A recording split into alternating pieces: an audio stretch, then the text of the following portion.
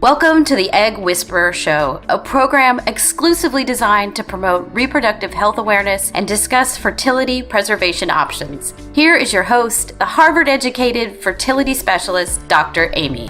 She's known as the Egg Whisperer.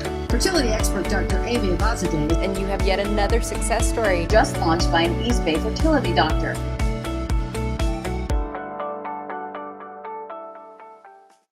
Welcome to the Egg Whisperer Show. I am so honored to have Dr. Harvey Kliman on today. Thank you for joining us, Harvey. My pleasure. The title of today's show is The Endometrial Function Test and Everything You Need to Know from Implantation Onwards. And we have the most well-known physician scientist here today to talk to us about that. Before I start, I want to read Dr. Kliman's bio. He holds an MD and PhD in cellular biochemistry from the University of Chicago. He is currently a research scientist in the Department of OBGYN, Yale University School of Medicine, the director of the Reproductive and Placental Research Unit with a special interest in infertility and pregnancy complications. He has over 30 years of anatomic pathology training with particular emphasis in electron microscopy, immunohistochemistry, endometrial and placental pathology. He has over 10 patents, including the patent for the Endometrial Function Test, or EFT test, that we'll talk about today, which is the soil test for the endometrium and method and system for determining placental volume. His contributions in the field of placental research include the development of the Kliman method of trophoblast purification, research into the mechanisms of trophoblast differentiation and invasion, the role of genesis of syncytial knots, the discovery of placental fetal fibronectin, and more recently, the clinical utility of abnormalities in placental villus growth patterns, especially trophoblast invaginations and inclusions, to diagnose genetic abnormalities in pregnancy, including autism. Thank you for all the work and research you're doing to move this field forward. Tell us about how you became interested in fertility medicine and pregnancy complications. Well, as usual, serendipity. I certainly wasn't planning on this. I'm a MD, PhD, physician scientist, as you said. And during my pathology residency at University of Pennsylvania, I realized that I really wanted to focus on obstetrical issues and pregnancy issues. So I started working and I did what's called a postdoctoral research fellowship in the laboratory of Jerry Strauss. And I started working on the placenta there. That's actually where I met Bruce Lessig, who I know you had as a guest here recently. Bruce and I are friends, and Christos Koudaferis and Bruce and I were all sort of one group. We were in the same class together, if you will. And while they worked on their things, Bruce starting the beta-3 integrin test, I was looking at the placenta. And I was interested in the basic cell biology of the placenta, how it works, the cell that basically makes all the other cell types. And we, by chance, discovered a special glue protein that keeps the placenta attached to the endometrium, to the lining of the uterus. This is critical for keeping the placenta attached during pregnancy. And that discovery led to my interest in the endometrium, right? There are two halves to the pair. You have the placenta, and then you have it joining the endometrium. So I said, gee, what's the endometrium doing here? And does the endometrium need to have, be specialized and differentiate and prepared for implantation? As I tell my students, the endometrium is not a piece of Scotch tape. And so basically it doesn't allow attachment except for one little small window, just a few days. And the earliest work we did on this is that we took the cells of the placenta and incubated them with pieces of endometrium from hysterectomy specimens.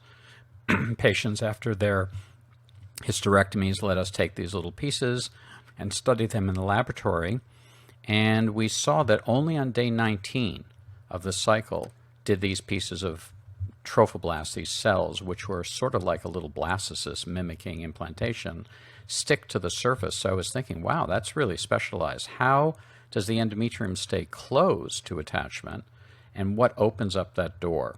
So I became interested in the biology of the endometrium and how it changes through the menstrual cycle and how it controls this process, basically. So that's what led to my interest in the endometrium. I still maintain a lot of interest in the placenta, but I added the endometrium to my portfolio, if you will, of research.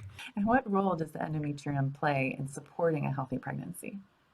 Well, the first job really is to, again, facilitate implantation. As I just said, what's amazing about the endometrium, it's really unique tissue in our species. Now, only females have it. It's the only tissue that cycles every month and grows and then gets ready for implantation and then differentiates. And if there isn't an embryo that's attaching, it sloughs and regrows again every month. There is no other tissue that does that, so that's very unique. It's controlled by hormones that are coming from outside of the uterus, from the ovary, and that's being controlled by other hormones that are coming from the pituitary. So it's a very complex system. And on top of it, what makes it even more complicated is that it's a mixture of two cell types. I call it the fruitcake model. That's what my students, I teach them, and it's useful for them to think about it. You can think of the fruitcake as a cake itself, and that's the stroma. And the glands are like the little pieces of fruit inside the fruitcake. And they communicate with each other. So the signals from the outside world, from the mother's body, come and affect the stroma, the cake part, and then they send signals to the glands to cause them to grow and differentiate. So it's a very complex system, and complexity allows for lots of control. It also, unfortunately, allows for a lot of problems to appear. So outside things like inflammation, infection, even stress in the woman herself can impinge on this complex system and basically derail it and make it not work correctly. Yeah, I mean, I was going to ask that. You answered it perfectly. Like, what can cause an unhealthy endometrium? So things that a woman can do, her environment, the environment of her body can affect the lining of the uterus. Absolutely. I think we anecdotally know this. Of course, this rule doesn't work. If you don't want to get pregnant, then usually it works pretty well, right? It's when you really want to get pregnant and you put a lot of energy into trying to get pregnant that sometimes can be difficult. And there are a lot of things that can interfere with that. For example, just inflammation in the pelvis around the uterus. One of the most common in our society now is endometriosis. Endometriosis is basically the backflow of menstrual debris into the pelvic cavity. It's sort of like weeds that are growing where they shouldn't grow, and their growth every cycle, they still continue to cycle. They don't know that they're outside of the uterus, and it causes inflammation and scarring, and that inflammation can go back and affect the normal endometrium. There can be inflammation and infection in the fallopian tubes, and there can actually be bacteria that come up into the uterine cavity that interferes with the development. And finally, there's a whole field of work that looks at stress in a patient herself, and that can cause it. The other thing I have found is that women with either very low BMIs, who are too thin, or too obese, can also have dysregulation of the endometrium in its development. And how did you discover and create the endometrial function test? So again, it was completely by chance. We discovered something that appeared in the endometrium. We thought it was the linker protein that attached the blastocyst to the endometrium. And we just assumed that every patient would have it. And we started looking at specimens from, this was at University of Pennsylvania, again, when I was at the same time Bruce Leslie was there. We were sort of all interested in the idea of endometrial development and control and infertility. And we found that some women didn't have these markers and some women did, and it seemed to be related to their fertility status, if you will. And the first marker was called MAG, M-A-G. The problem with that marker is it only works in blood group A patients. So I decided my father was an engineer, and I look at things from an engineer's point of view. I said, well, if it's a developmental system, if I break it down and I ask myself what really is happening, the endometrium goes through a stage of proliferation, cell growth, and getting more cells to be there. That's in response to estrogen. And then right before ovulation, on day 13, the evening before ovulation, the ovary starts to make progesterone, and that progesterone induces differentiation. That's actually getting the endometrium ready for pregnancy. So I said to myself, if it's a system of proliferation and differentiation, instead of looking at these complex markers that I and other people were looking at, why don't we just look at the underlying machinery, which is the proliferation system? So we looked at something called cyclins, which are the machines that cause cells to divide. So on the one hand, you can think of this as the gas pedal and the brake. So in the first half of the cycle, the gas pedal should be on. And then you take your foot off the gas pedal and you start applying the brake.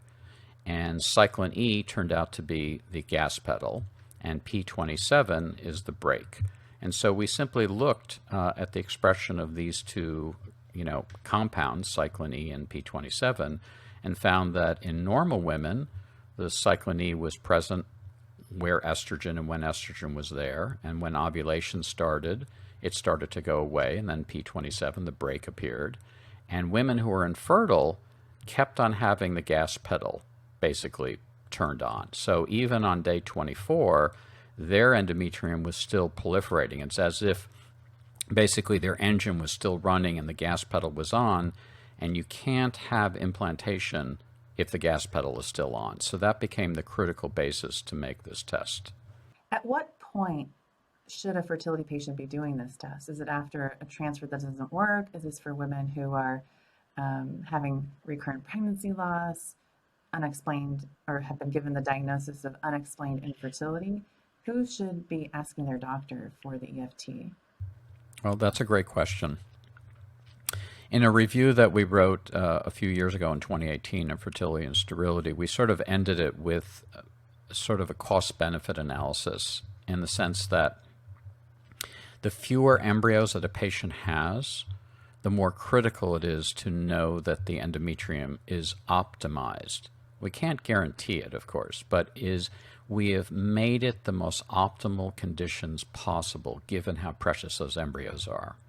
So if this is the first time, and we have a lot of embryos in this couple's future, then it is not critical to do the endometrial function test, because insurance doesn't pay for it, and they have to pay out of pocket, and so it's expensive. So let's not do a test that isn't necessary. And given the success rates of most infertility doctors, REIs, I would say patients should go through the routine, procedures of getting oocytes made, embryos made, having frozen embryo transfers, fresh transfers, whatever, is decided by them and their doctor. But as Einstein said, stupidity is repeating something over and over again and expecting a new result if you do the same thing. So at some point, and again, this is the cost-benefit analysis. I mean, let's say you have a $15,000, cherry maple tree you want to put in your front yard.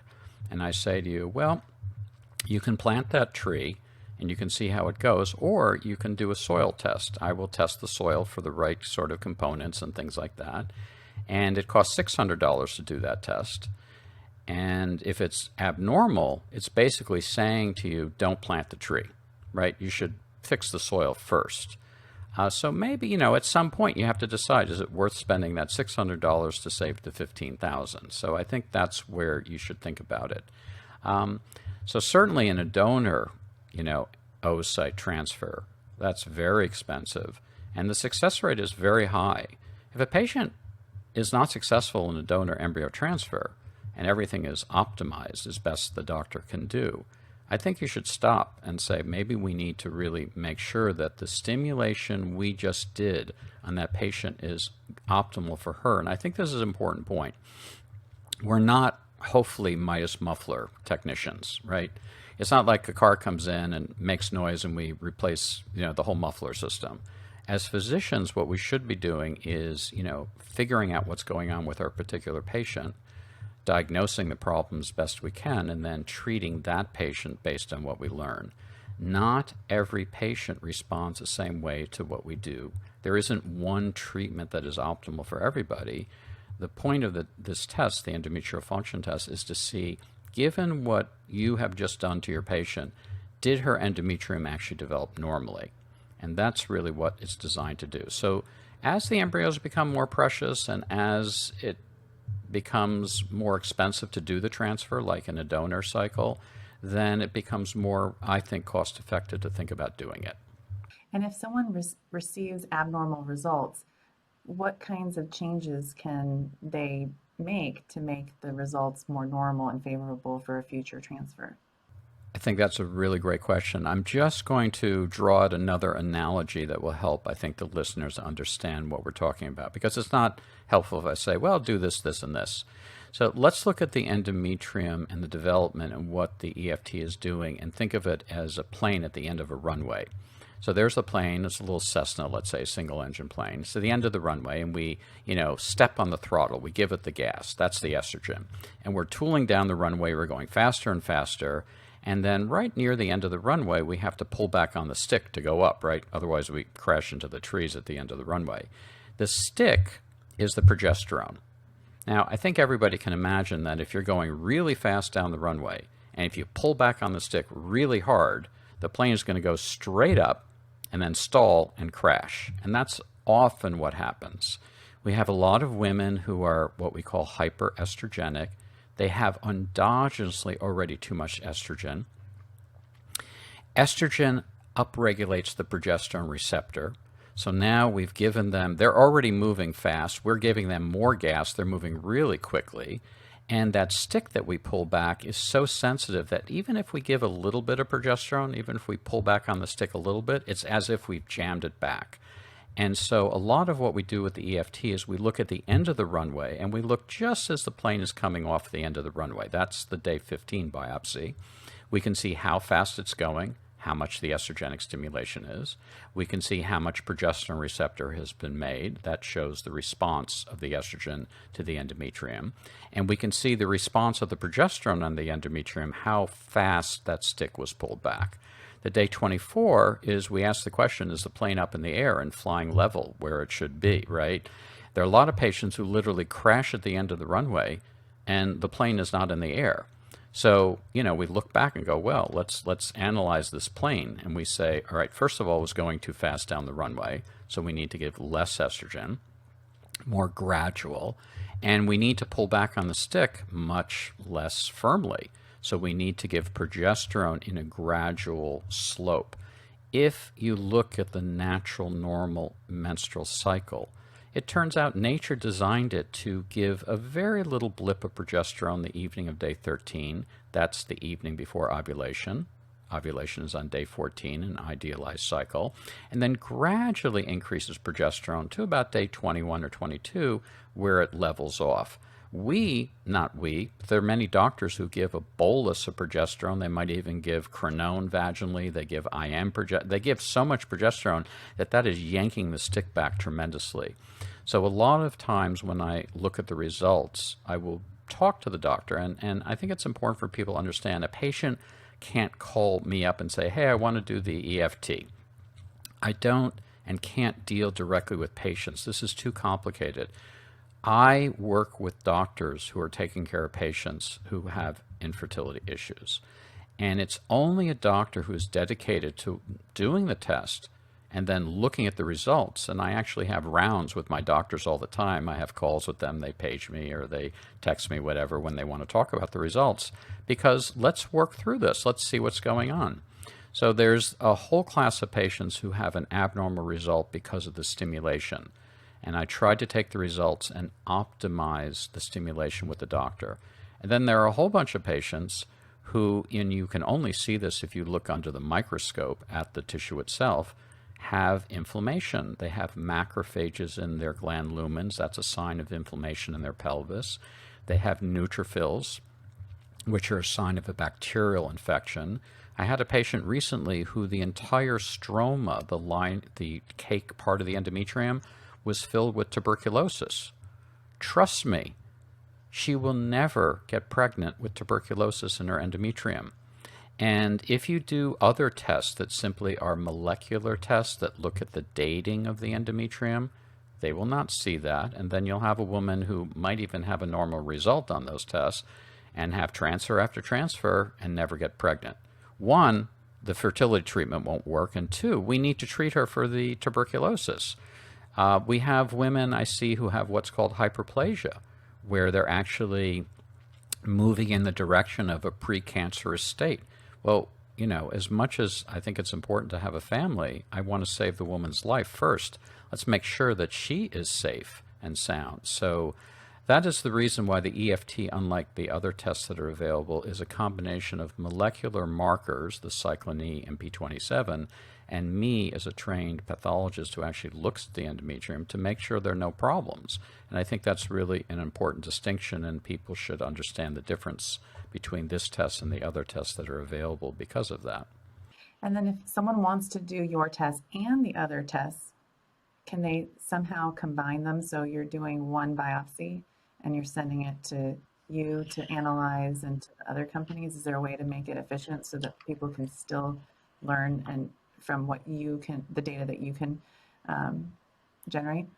I wish that were true, but it's not true, because the ERA test, the endometrial receptivity assay test, is a molecular test that's basically a dating test. The purpose of it is to use molecular markers to determine the dating, like where in the cycle it is. And they've designed their test to optimize, I think, on day 20, is based on progesterone start date. And we need to do biopsies on day 15 and 24. So the answer is no.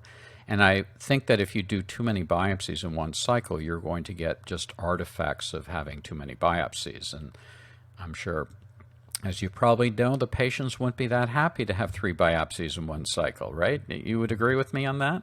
I totally agree. But I think people might see value in maybe doing an EFT cycle, perhaps. First, getting some information and then maybe doing, or a lot of patients have done the ERA already and still don't have answers. And then they can then come and do an EFT cycle. Right. So the ERA, and I don't know if you were explicitly going to ask about it, but one of the issues that I have, and we wrote about this in our review, and anybody's interested, please go to our website at Yale and take a look at our review, because we, I think, in a fair way, review the 3 major tests that are available at this point. The receptivity DX test, the Bruce Leslie developed, the EFT that we developed, and the ERA test. And the ERA test, as I said, is a very cool concept, which is to say, well, instead of looking under the microscope to figure out which day the cycle we're going to use molecular markers. The problem is that in 2004, Koutaferis, who was actually the first author of a very large study, showed that dating by itself does not predict fertility status. So even back in 2004, we understood that it's too simple just to look at timing of the endometrium because of these other factors. And most of what determines timing is the stroma, but the glands and the stroma, as I said at the beginning, are disconnected. I'm going to give another analogy.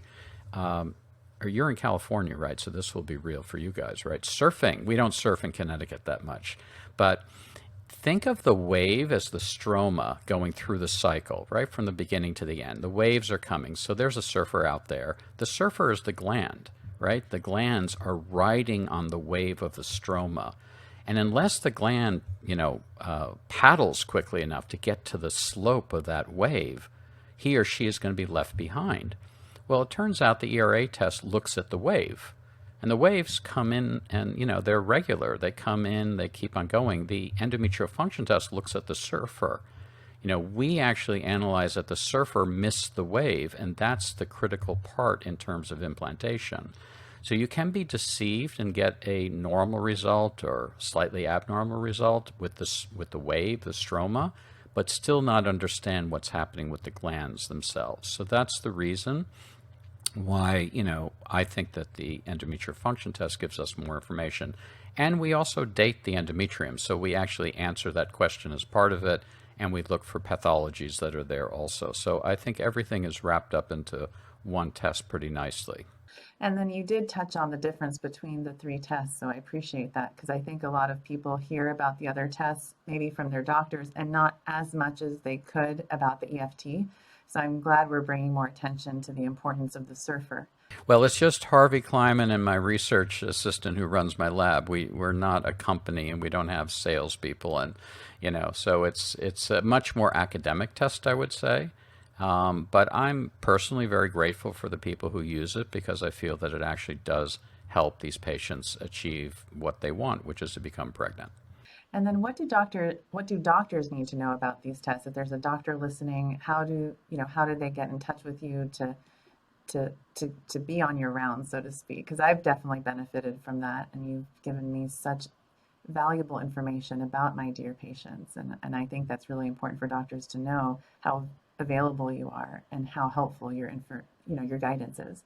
Well, first of all, it's my pleasure to do it. It really is an honor to be part of a team of people that help these couples achieve their goals. So I'm always available, and I will as long as I'm able to, of course. My website at Yale is very simple. I mean, you could certainly Google Kliman Yale, Kliman Yale, and find me. But klimanlabs.yale.edu, and there's a whole section on infertility there. I would say the most important thing for a physician to do it is that if the goal of the doctor doing infertility treatment is to do cycles and, put patients through, their protocols, and that isn't necessarily bad, but doesn't either have the time nor energy or inclination to actually sit down and try to figure out why a particular patient isn't pregnant, then that person probably will not benefit. The people who benefit to do this test and to talk to me are those that have made just a sort of personal decision that, okay, I want to break out of the mold here. I want to actually figure out why this patient isn't getting pregnant and start from the beginning and just break it down, sort of the basics of what we do as physicians to diagnose things. It takes time. It takes extra time to do it, to ask a patient to go through a mock cycle when they're anxious to get pregnant. It takes a lot. And plus, without being covered by insurance, I wish it was, but it isn't, there is a burden for the physicians to convince their patients. So I do understand that. But as I said, and I would only push this when the cost-benefit ratio gets to the point where, I get so many calls from doctors saying, okay, I have a patient, this is her last embryo. This is her last chance to try to get pregnant. When I say, well, then we need to do everything we can before we launch the shuttle. We push the button for launch, to make sure that everything is right on that, on that rocket before we push the go button. You have contributed greatly to placental research, and we talked about, when I was reading your bio, the development of the Kliman method. What is the estimated placental volume, or EPV? Can you talk to us a little bit about that and how it can improve patients' prenatal care and outcomes? Absolutely. So I will give just an overview about pregnancy loss in general. We're just actually finishing writing up a large series of the consults that I've had for the last many years. There are over 1,200 patients that we're writing about. And we started from 4 weeks all the way to 43 weeks. And it turns out the number one cause for miscarriages, which is defined as pregnancy losses before 20 weeks, is genetic. 90% are genetic. And I'm not going to talk about this in detail, but the ways that we look at the placenta can figure out that the placenta has grown abnormally, and the basis for the loss is a genetic loss. And I think people have appreciated that, they understand that, but what's important is to help a couple understand that they didn't do something wrong, right? This was not caused by the mother, stepping on the brake too hard while she was driving. That's really someone who said that to me. Her shoes were too tight. She bent over one day and thought that she might have been crushing her baby, and that's what led to the loss. So, just to have them understand it's not their fault and give a tangible reason is very important, I think. So that takes care of the miscarriages, and they're 1 million a year in our country. That's a big number. There are 5 million pregnancies, 1 million miscarriages, 4 million deliveries. That's a big number.